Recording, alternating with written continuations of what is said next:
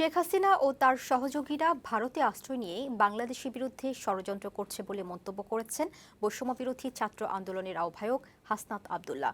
বিকেলে রাজধানীর বাংলা মোটরে সংগঠনের কেন্দ্রীয় কার্যালয়ে সংবাদ সম্মেলনে একথা বলেন তিনি। ভারত যাদেরকে আশ্রয় দিয়েছে বৈষম্যবিরোধী ছাত্র আন্দোলন তাদের জঙ্গি মনে করে জানিয়ে হাসনাত আব্দুল্লাহ বলেন, শেখ হাসিনাকে ভারত ফেরত না দিলে প্রমাণ হবে তারা জঙ্গিবাদের পৃষ্ঠপোষক। হাসনাত আব্দুল্লাহ বলেন, যারা বাংলাদেশের বিপক্ষে তাদের পক্ষে কাজ করছে ভারতের এমন কর্মকাণ্ডের কারণেই প্রতিবেশী কোনো দেশের সাথে ভারতের সুসম্পর্ক নেই।